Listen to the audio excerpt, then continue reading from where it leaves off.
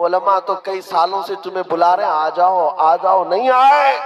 और जब इधर उधर से बारिशें होने लगी, मॉब लिंचिंग होने लगी, तब फिर नौजवानों ने तय कर लिया अब जीना ही है या मरना ही है। तो ये क्यों ना अहद करके मरे, अपना सब कुछ गुंबद खजरा कल भी था और आज भी है, मेरे नबी से मेरा रिश्ता कल भी था और आज भी है। बतला दो गुस्ताख नबी को गैरत सुन्नी जिंदा है, उन पे मर मिटने का जज्बा कल भी था और आज भी है। और आज तुम्हारे पास दो चीजें आई, एक इम्तिहान और दूसरे नबी पाक सल्लल्लाहु ताला अलैहि वसल्लम से करीब होने का मौका। बेशक दोनों चीजें तुम्हारे पास है आज, दोनों चीजें हैं, इम्तिहान भी दो और हुजूर से करीब भी हो जाओ।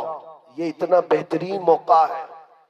मैं अक्सर अपनी तकरीरों में कहता हूँ, उनकी बात करो हर दिल पे राज करो। बेशक जो इज्जतें मिलती है ना, वो हुजूर की बात करने से मिलती है, नबी पाक सल्लल्लाहु अलैहि वसल्लम के चर्चे से मिलती है। और इन हालात में बात करना यह और बड़े सवाब की बात है, यह और बड़े सवाब की बात है। जहां जहां पर रोक लगेगी, अगर दीन इस्लाम की बात आए, अभी असद इकबाल साहब जो पढ़ रहे थे, उनकी जब बात आ जाए तो फिर हस्ती क्या चीज है, जिंदगी क्या चीज है। सहाबा किराम रिदवानुल्लाह ताला अलैहिम अजमाइन को आपने नहीं देखा? अल्लाह अकबर, एक खातून हुजूर की बारगाह में 1.5 साल का बच्चा लेकर आ गई थी। जंग में जाने के वक्त, जिहाद में जा रहे साहबा 1.5 साल का बच्चा लेकर आई। कहा इसको कबूल कर ले। कहा इसको क्या करे? कहा मेरे शोहर भी नहीं, मेरा और कोई नहीं सिवाय इस 1.5 साल के बच्चे के दूध पीता है। कहा क्यों ले आई? कहा सारी औरतें अपने जवान बेटे मदीने में आपके साथ भेज रही हैं, मेरे घर में कोई नहीं था जो आपके नाम पर लुटा सकूं, ये बच्चा ले आई। मुझे पता है ये तीर तलवार तो नहीं चला सकता, आका आप अपने मुजाहिद सहाबा के हाथ में दे दे, जब दुश्मनों की तरफ से तीर चले मेरा बच्चा ढाल के काम तो आ सकता है। आज लोगों के हालात ऐसे हो गए, डरे सहमे हुए, हर कोई एक दूसरे को डर की मैसेज देता रहे। मेरे अजीजों, एक बात याद रखो, खौफ न रख रजा जरा, तू तो है अब्दे मुस्तफा, है तेरे लिए अमान। तुम्हारा अकीदा क्या है? मैं आपसे एक सवाल कर रहा हूँ, मैं ज्यादा गुफ्तगू नहीं करूंगा और आपको थकाऊंगा भी। जो मुझे मैसेज देना था मैं दे दिया। दो चीजें याद रखें, हर वक्त हक बात और दिफाए इस्लाम में जवाब देने के लिए तैयार रहना है, तैयार रहना है। जब तुम्हारे जिस्म के टुकड़े करने की बात आए और कहीं बांध करके मारने की बात आए तो मेरे अजीजों क्या कहोगे? जुबान पर किसी और का नाम नहीं, अल्लाह अकबर ही होगा इंशाअल्लाह। क्या होगा? अल्लाह अकबर, अल्लाह अकबर। हाँ, आपका अकीदा क्या है? अल्लाह सबसे बड़ा है, अल्लाह सबसे अकीदा है। हम जब पैदा हुए थे हमारे कान में भी सबसे पहले आवाज यही आई, और जब मरेंगे हमारे जनाजे पर इमाम भी यही कहकर रकात बांधेगा, अल्लाह अल्लाह अकबर।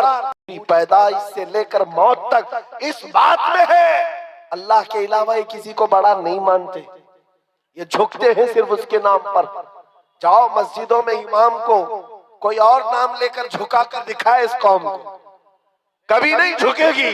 और इमाम चाहे किसान का बेटा भी हो, अल्लाह का नाम ले हो तो बादशाह भी झुक जाएगा। बेशक बेशक बेशक, अल्लाह का नाम ले, अल्लाह अकबर कहे, वो किसान का बेटा इमाम हो और पीछे खड़ा हुआ बादशाह हो, वो झुक जाएगा। लेकिन अगर बादशाह भी अपने नाम से झुकाना चाहे, मुजद्दिद अल्फसानी को देखो सर उठाकर खड़ा हो जाए। अपने नाम से कोई झुकाना चाहे कौम कभी नहीं झुक सकती। हाँ, अल्लाह के नाम पर गरीब बच्चा भी बड़े बड़े को झुका सकता है अल्लाह के नाम पर। तो आपको ये बात याद रखनी है, ये पेशानी हमेशा कहाँ झुकी है? अल्लाह की बारगाह। अभी मैसेजेस आने लग गए हैं, हमारी जमात के अंदर मौजूद उन गद्दारों के लिए मैं मैसेज देता हूँ जो मुनाफिकीन हैं, और कुछ तो हमारी जमात से ताल्लुक ही नहीं, सिर्फ जुब्बा टोपी है। हाँ, चिल्ले वाले और दिगर वाले लोग, उनके बारे में भी मैं बताता हूँ। हालात में बहते हुए कहने लगे, आ जाओ हम भी चलते मंदिर के उद्घाटन, चलते, भाईचारगी कायम रहेगी। अरे भाईचारगी, ये तो तुम अपना दीन खुल करके आज बयान कर रहे हो, पहले से दीन तुम्हारा यही था। कभी राम नबी, कभी कृष्ण नबी, कभी पता नहीं कौन कौन नबी, ये सारी बातें आती रहती रही। लोगों की चापलूसी के लिए, वक्त के हुकूमत पर बैठे हुए चापलूसी के लिए, उनका फजला खाने के लिए दीन तक बदल गए। मगर मेरे अजीजों नौजवानों, इतनी बात याद रखो, तुम्हारा ईमान इतना सस्ता नहीं है कि 5 साल की नशेड़ी हुकूमत के हाथों बेच दो। हमारे बुजुर्गों का ईमान ये था, मुरादाबाद के किफायत अली काफी को 7 दिन तक अंग्रेज जिस्म पर स्त्री फेरते थे, गरम स्त्री फेरते थे, चमड़ी जल गई थी, और जब रात होती थी जली हुई चमड़ी पर नमक छिड़कते थे, पूछते थे किफायत अली काफी, आजा हमारी हुकूमत में मनसब दे दिया जाएगा, ओहदा दे दिया जाएगा। उस वक्त किफायत अली काफी कहते थे, मेरा दीन इतना सस्ता नहीं है कि चमड़ी के जल जाने पर मैं अपना दीन का सौदा कर लूं। अंग्रेजों ने कहा, फिर तैयार हो जाओ सूली पर चढ़ने के लिए। खुशी खुशी कबूल कर लिया, सूली पर चढ़ाया गया है, फांसी के फंदे पर। जानते हो किफायत अली काफी, अल्लामा किफायत अली काफी को जब फांसी पर ले जाया जा रहा था, अंग्रेजों ने पूछा तुम्हारी जिंदगी खत्म हो गई, अब बताओ कोई आखिरी ख्वाहिश है? किफायत अली काफी ने कहा, एक ख्वाहिश है कि मरने से पहले नाते रसूल पढ़ करके जाओ, नाते रसूल पढ़ करके जाओ। और पढ़ा भी तो क्या खूब पढ़ा, यूं कहा, कोई गुल बाकी रहेगा न चमन रह जाएगा, पर रसूलुल्लाह का दीने हसन रह जाएगा। सब फना हो जाएंगे काफी वो, लेकिन हश्र तक नाम हजरत का जुबानों पर चलन रह जाएगा। ये हमारे आबा व अजदाद, हमारे बुजुर्गों का दीन है, जो चमड़ी छिल जाने पर भी मेरे अजीजों दीन का सौदा नहीं करते थे। और ये तो 5 साल 10 साल की बात है ना। अकबर बादशाह की हुकूमत पता है आपको, 40 साल से ज्यादा चली। हाँ, मुगल बादशाह जो पूरा दीन बेजार घर में मंदिर बना चुका था, और उसने नया दीन कायम कर दिया, दीन इलाही, और इसके खिलाफ जो खड़ा होता उसको मार दिया जाता। लेकिन हालात को देख करके हो सकता है औरों ने खामोशी इख्तियार की होगी। वक्त का मुजद्दिद अल्फसानी अहमद फारूकी सरहिंदी खड़े हो गए जवानी में, कहा दीन इस सरजमीन पर इस्लाम के नाम से कोई हुआ तो सिर्फ आमिना के लाल का होगा। क्या बात, बेशक किसी अकबर का लाया हुआ दीन नहीं चलेगा। इस पादाश में आपको 8 साल तक ग्वालियर की जेल में रखा गया। क्या हुआ?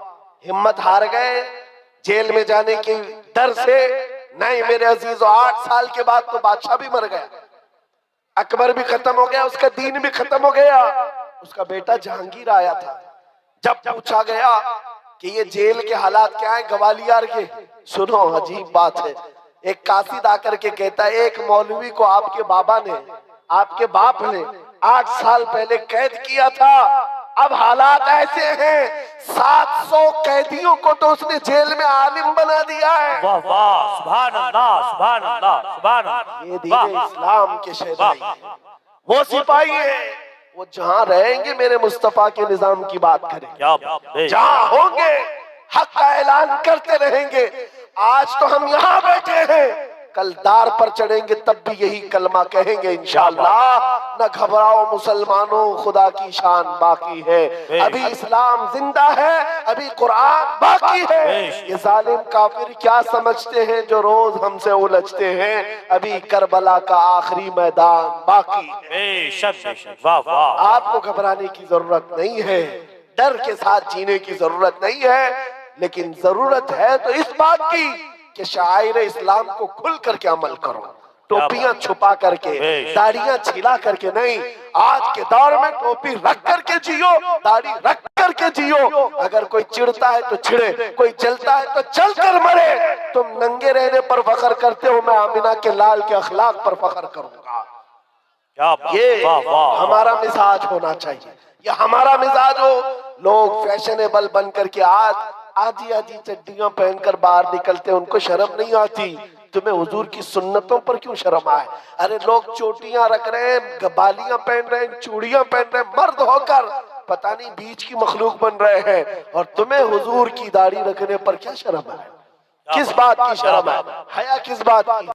बस बात इतनी है मेरे अजीजों, तुम जब हुजूर को छोड़कर दूर जाओगे तो फिर पस्ती आएगी, फिर जिल्लत आएगी, फिर तुम मदद का इंतजार ना करो, किसी और गैबी मदद का इंतजार ना करो।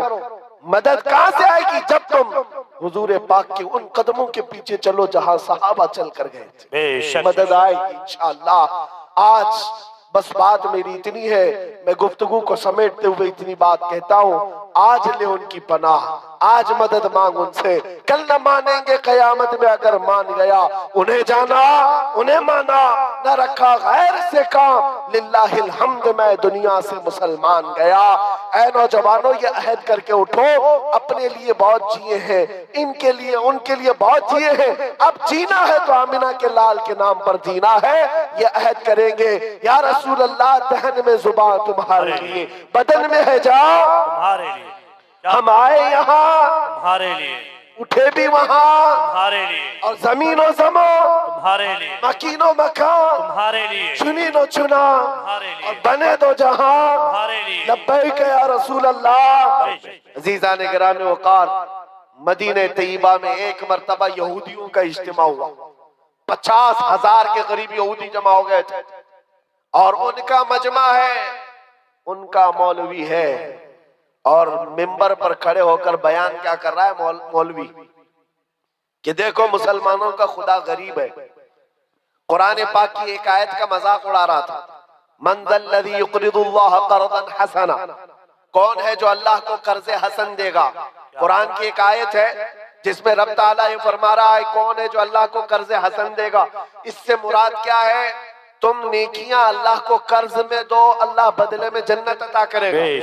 लेकिन इसका मजाक उड़ाकर यहूदी आलिम कह रहा था, मुसलमानों का खुदा मुसलमानों से कर्जा मांग रहा है, वो गरीब है और ये अमीर है।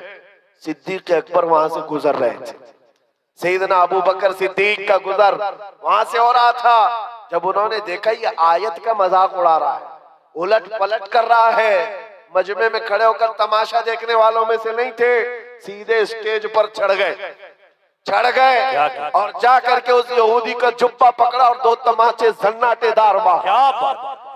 मजमा उनका है, बोलने वाला उनका है। और जब हजरत अबू बकर ने 2 तमाचे रसीद किए तो जाहिर सी बात है, सब पकड़ो धकड़ो, सब घेर लिए। सिद्दीक अकबर को हर तरफ से घेर लिया गया, पकड़ लिया गया। उनके मौलवी ने कहा, इसको मारो मत, इनको इनके रसूल के पास लेके चलते, मोहम्मद सल्लल्लाहु अलैहि वसल्लम के पास लेकर के आए। अब सुनो मेरे अजीज, होता क्या है, जब ऐसे मजलूम को पकड़ करके अदालत में लाते हैं तो कोर्ट में भी सब मामला बदल जाता है। हुजूर पाक के पास लाए और उनका मौलवी कहने लगा, कैसा है आपका ये सहाबी, कैसा है आपका साथी?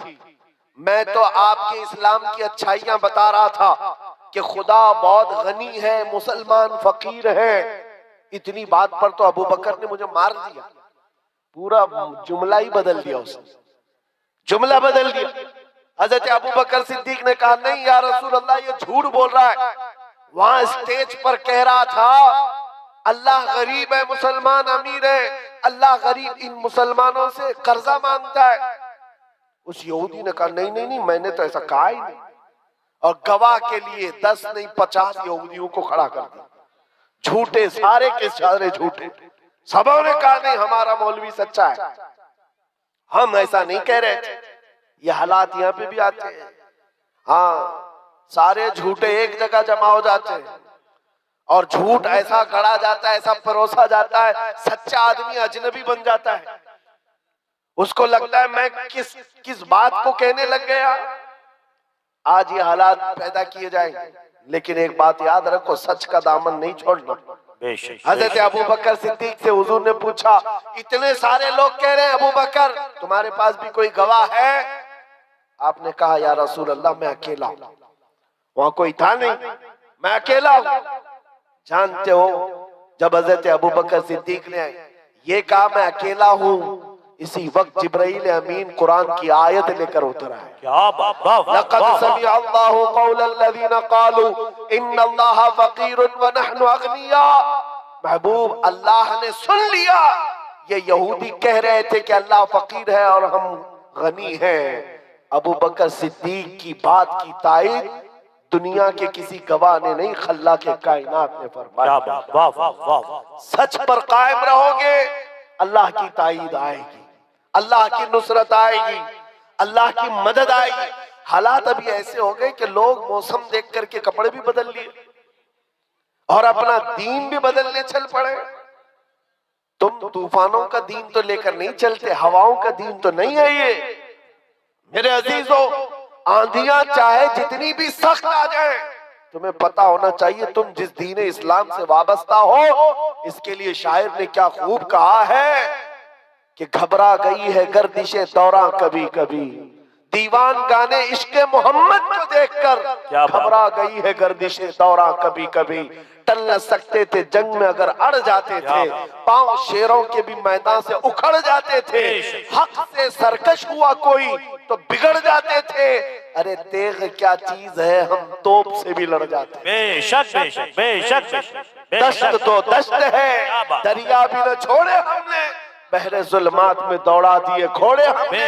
आ गया ऐन लड़ाई में गर वक्ते नमाज, किबला रूहों के जमी बोझ हुई कौमे हिजाज। एक ही सफ में खड़े हो गए महमूद और अयाज, न कोई बंदा रहा न कोई बंदा नवाज। बेशक ये हमारी तारीख रही है, ये हमारी तारीख है। आपको मैं ये बात इसलिए बता रहा हूं कि हालात को देख देख करके जिस तरह से सोशल मीडिया पर वायरल किया जा रहा है, तुम भी कहीं बहक न जाना, बह मत जाना। याद रखो अभी क्या चल रहा है, रात अंधेरा है ना, लेकिन सारे हर एक बैठे हुए को यकीन है कि सुबह का उजाला आने वाला है। बेशक बेशक बेशक, यकीन है कि नहीं है?